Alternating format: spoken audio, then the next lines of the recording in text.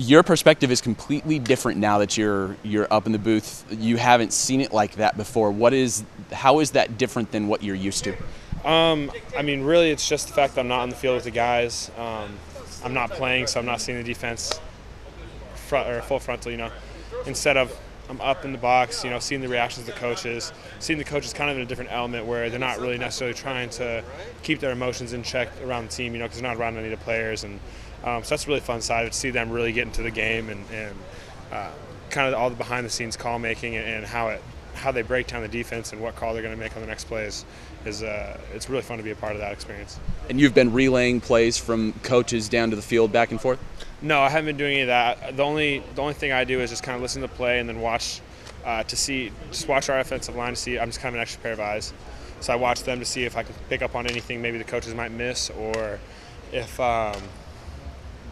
they saw the same thing I saw, then I kind of just track where the defensive ends are lining up every play, things like that. So I'm basically just an extra pair of eyes and just give my input where I can.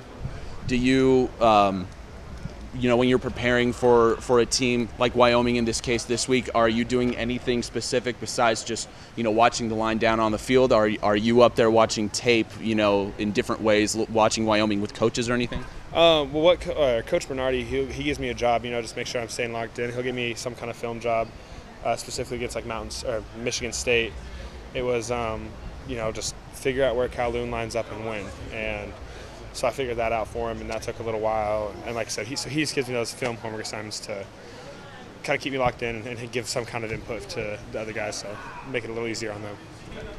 Moose Time, first one of the season, airing this week. How excited are you to have, now that it's here, now that we're just a couple days from actually seeing the first one, how excited are you to see it back in the year? I'm really excited. Moose Time's a lot of fun. I'm really glad KEZI approached me with that last year and let me kind of run with it.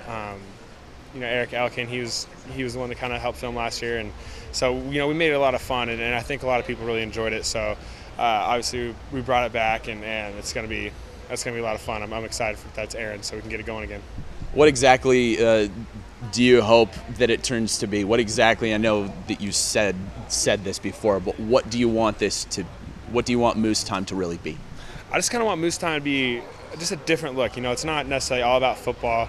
It's just kind of a look into how the players are and how we relate to the regular students in school. It's just kind of a different perspective for the fans. That we're not just all football players, and that's not the only thing we're doing. Like, some of us actually have personalities, and we have a lot more fun than just playing the game of football. So that's kind of what Moose Time to be, just kind of like that window into our lives a little deeper.